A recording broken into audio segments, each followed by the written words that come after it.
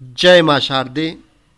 कुंडली में जब कोई भी शुभ ग्रह बलवान होता है, यानी जन्म के समय में जब शुभ ग्रह बलवान हो तो जातक सदाचारी होता है, सत्यवादी होता है, सुंदर होता है, तेजस्वी होता है, कार्यकुशल होता है, ब्राह्मण और देवताओं का भक्त होता है, गंध भाल्य वस्त्र विभूषण से सुसंपन्न होता है। वहीं अगर कोई ग्रह पापी है, यानी पाप ग्रह है और वह बलवान है, तो पाप ग्रह यदि सबल हो तो ऐसा जातक उस ग्रह के प्रभाव से लोभी होता है, कुकर्मी होता है, स्वार्थी होता है, साधु जनों का द्वेषी होता है, कलह करता होता है, तामसी होता है, क्रूर होता है, हिंसक होता है, मलिन होता है, कृतघ्न होता है, चुंगलखोर और कुरूप होता है। इस प्रकार से ग्रहों के शुभत्व का परिणाम, यानी शुभ ग्रह के बलवान होने का परिणाम और पाप ग्रह के बलवान होने का परिणाम आप अलग अलग विचार सकते हैं। अपने मित्र आदि की राशि में जो ग्रह होते हैं उनकी अगर दशाओं के नाम यहाँ हम आपको बताएं तो जो ग्रह स्वग्रह या मित्र राशि में हो उसकी बाला नाम दशा अपने मूल त्रिकोणस्थ ग्रह की कुमारी दशा, उच्चस्थ ग्रह की युति नामक दशा, शत्रु गृहगत ग्रह की वृद्धा दशा और नीचस्थ ग्रह की मरण नामक दशा होती है। बालादि दशाओं के फल के बारे में यदि हम आपको बताएं तो बाल दशा में जातक सुखी होता है, कुमारी में सुशील होता है, युति में राजा होता है और ग्रह की वृद्ध दशा में रोग भय और ऋण की वृद्धि तथा मरण दशा में मरण या व्यर्थ का व्यय होता है। विषम एवं सम राशिगत ग्रह का फलादेश कुछ इस प्रकार से करना चाहिए। जन्म काल में ग्रह पुरुष यदि विषम राशि में हो और सबल भी हो तो जातक धीर और संग्राम प्रिय योद्धा होता है। यदि विषम राशि में ही निर्बल हो, यानी कोई भी ग्रह जब विषम राशि में हो और निर्बल हो यानी कमजोर हो तो ऐसा जातक कठोर, खल और मूर्ख होता है। यदि ग्रह स्त्री यानी सम राशि में हो तो जातक मृदुभाषी होता है, नेचर से मृदु स्वभाव वाला होता है, संग्राम से भीत रहता है, यानी लड़ना भिड़ना नहीं चाहता, डरपोक टाइप का होता है, जल पुष्प वस्त्रों में प्रेम करने वाला होता है, सुभग, निरोग और स्वजन का पोषक होता है। परस्पर कारक ग्रह की अगर हम बात करें तो यदि अपने अपने गृह मूल त्रिकोण या उच्च में स्थित होकर ग्रह केंद्र में हो तो परस्पर कारक होते हैं। इस प्रकार लग्न से ही केंद्र स्थान में कारक होते हैं। उदाहरण के लिए जैसे कर्क लग्न में चंद्रमा, गुरु में, तुला में राशि, गुरु तुला में शनि और मेष में रवि, मंगल सहित हो तो ये परस्पर कारक यानी राजयोग कारक होते हैं। बहुतों का मत है कि कहीं भी सोचादि गत परस्पर केंद्र में हो तो कारक होते हैं। परंच लग्न से ही केंद्र में वास्तव कारक होते हैं, यह विष्णु गुप्त का मत है। अन्य कारक ग्रह का यदि हम विचार करें तो ग्रह किसी भी भाव में उच्चस्थ या मित्र राशि में अथवा स्वनवांश में स्थित रहने पर कारक होता है, और दशम भाव में सूर्य मेष राशि में होने पर विशेष कारक होता है, ऐसा चाणक्य का मत है। एक बार यह बात और स्पष्ट रूप से समझ लें, सूर्य चूंकि कठोर ग्रह है, यदि यह 10वें भाव में है और 10वें भाव में मेष राशि है, यानी मेष का सूर्य 10वें भाव में विशेष कारक होता है। स्व उच्चादि से भिन्न राशि में ग्रह लग्न चतुर्थ दशम में स्थित हो तो भी कारक होते हैं। किसी आचार्य के मत में एकादश भाव में स्थित ग्रह भी कारक होता है, परंतु यह श्रेष्ठ मुनियों का मत नहीं है। कारक ग्रह फल एवं समस्त योगों में कारक की प्रधानता के बारे में यदि हम आपको बताएं तो जिस जातक के जन्म समय में हमने जो अभी बताया है इस प्रकार से कहे हुए योग कारक ग्रह हों तो वह नीच कुल में उत्पन्न होकर भी प्रधान होता है।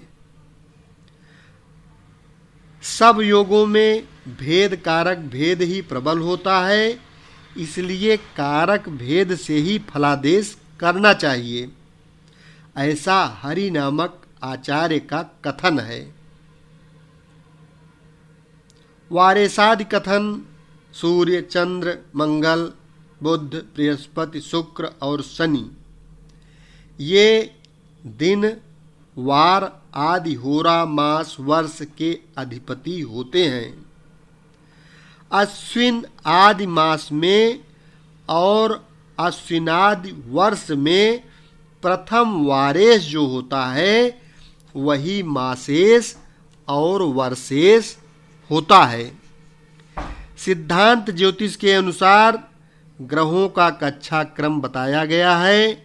सबसे ऊपर शनि की कक्षा है, उसके नीचे गुरु हैं, फिर मंगल हैं, फिर सूर्य शुक्र बुध और चंद्र की शनि से चतुर्थ सूर्य, सूर्य से चतुर्थ चंद्रमा, चंद्रमा से चतुर्थ मंगल इत्यादि 7 वार दिन होते हैं।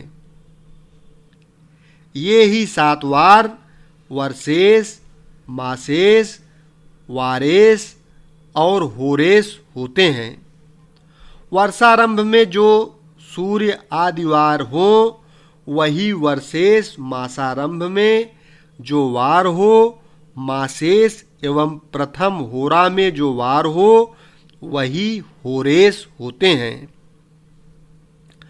प्रथम वर्षेश एवं होरेश से द्वितीयादि तथा मास मध्य में वारेश का निर्णय कुछ इस प्रकार करना चाहिए जैसे प्रथम वर्षेश दिन में चतुर्थ ग्रह सूर्य चंद्रादिवास क्रम से द्वितीय वर्षेश का ज्ञान भी होता है। एक अहोरात्र में 24 घंटे होते हैं। 1 घंटा बराबर 1 होरा होता है और 1 होरा में 5/2 घटी होती है।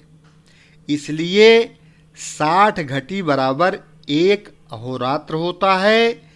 इन 24 होरा स्वामियों का ज्ञान प्रथम होरा स्वामी से छठे ग्रह यानी वार क्रम से होता है। प्रथम से खष्ट द्वितीय, द्वितीय से खष्ट तृतीय, इस प्रकार आगे भी जानना चाहिए। 30 सूर्यादि यानी सावन दिन का 1 मास होता है। इसलिए जिस मास के मध्य में वारेस का ज्ञान करना हो वहां तक चैत शुक्लादि से गत मास संख्या को 30 से गुणा करके गत दिन संख्या जोड़कर 7 का भाग देने पर जो शेष आए वह सूर्यादि क्रम से दिन का स्वामी यानी वारेस होता है और गत दिन आदि से वर्षेश का ज्ञान करना चाहिए। सौर एवं चंद्रमास का कथन 30 अंश का 1 सौर मास होता है। चैत शुक्ल पक्ष प्रतिपदा से चंद्रमास 30 तिथि का होता है। मेष के सूर्य में जो चंद्रमास होता है उसकी चैत संज्ञा होती है। वृष में बैसाख, इस प्रकार आगे भी जानना चाहिए। भावोक्त कर्म करने का समय जिस भाव का जो ग्रह अधिपति हो उस भाव के कर्म उसी भावेश ग्रह की राशि में उस भावेश के लग्न से उपचय स्थान स्थित होने पर उसी राशि के लग्न में उसी ग्रह के दिन होरा वर्ष या मास में प्रशस्त होते हैं। परंच वर्षेश, मासेश, दिनेश और होरेश के काल में चरण वृद्धि से कार्य सिद्धि होती है। सूर्य के विषय सर्प, ऊन, पर्वत, सोना, शस्त्र, विष, अग्नि, औषध, राजा, म्लेच्छ, समुद्र, तार, मोती, वन, काष्ठ और मंत्र का अधिपति सूर्य होता है। चंद्र के विषय की चर्चा हम करते हैं आगे। तो चंद्र के विषय में कवि, पुष्प, भोज्य, मणि, चांदी, शंख, लवण, जल, सर, वस्त्र, भूषण, स्त्री, घृत, तिल, तेल और निद्रा का स्वामी चंद्रमा होता है। मंगल किसका स्वामी होता है? तो भौम के विषय में अगर हम बात करें तो रक्तोत्पल, लाल कमल, तांबा, सोना, रुधिर, पारा, मैनशिला आदि पत्थर, धातु, पृथ्वी, राजा, पवन, मूर्छा, पित्त और चोर का स्वामी मंगल होता है। बुध की अगर हम बात करें बुध के विषय की तो वेदादि शास्त्र, लेख शिल्प, वैद्यक, निपुणता, कवित्व, द्रुतत्व, हास्य, पक्षी, मिथुन, स्त्री पुरुष की जोड़ी, ख्याति, वनस्पति, सोना का अधिपति बुध होता है। बृहस्पति ग्रह किसका स्वामी होता है उसकी अगर हम बात करें तो बृहस्पति के विषय में शुभ कार्य, धर्म, पौष्टिक, महत्व, शिक्षा, नियुक्ति, नगर, राष्ट्र, सुवर्ण, सैया, सवारी, आसन, अन्न, घर और पुत्र का स्वामी गुरु होता है। शुक्र के विषय में यदि आपको हम बताएं तो वज्र यानी हीरा, मणि, रत्न भूषण, विवाह, सुगंध, मित्र, माल्य, स्त्री, गोबर, निदान, विद्या, सूरत और चांदी का स्वामी यानी अधिपति यानी कारक शुक्र होता है। शनि के विषय में यदि हम आपको बताएं तो रांगा, सीसा, कृष्ण बालू, कुधान्य, बजरा आदि, मृत बंधु, मूर्ख, नौकर, नीच स्त्री, विक्रम वस्तु, दास, दीन और दीक्षा का स्वामी शनि होता है। ग्रहों के देश की अगर हम बात करें तो सूर्य का कलिंग देश है, चंद्रमा का यवन है, शुक्र का समतल है, बृहस्पति का सिंधु है, बुध का मगध है, शनि का सौराष्ट्र है, मंगल का उज्जैनी है और राहु केतु का द्रविड़ देश है। इस प्रकार कुंडली देखने के लिए ये सब बेसिक जानकारियां हैं जिसको कंठस्थ होना चाहिए, याद होना चाहिए और इसको समझ लेने पर कुंडली का फलादेश करना बहुत ही आसान हो जाता है। आपको हमने पूरा ग्रह प्रभेद प्रकरण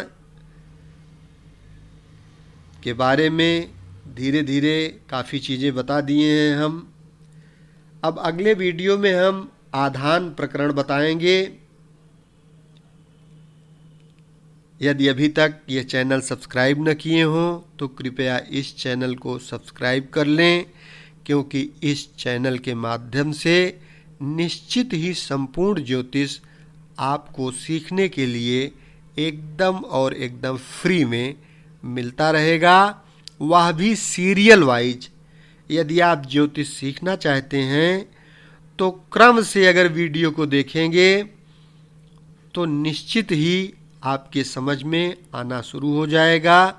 और वैसे भी अगर लगातार सुनते रहेंगे तो उच्च ग्रह, नीच के ग्रह, कोणस्थ, ये सब जो शब्द हैं ये परमानेंट हैं और धीरे धीरे आने लगेगा और निश्चित ही समझ पाएंगे कि आपकी कुंडली क्या बोल रही है। और ज्योतिषी बनना चाहते हैं तो लग्न कुंडली के बारे में हमने 12 लग्नों का अलग अलग वीडियो प्लेलिस्ट में आप खोल के देखें तो पूरा का पूरा फलादेश डाल रखा है, उससे आप बहुत आसानी से फलादेश सीख सकते हैं। शेष अगले भाग में। धन्यवाद।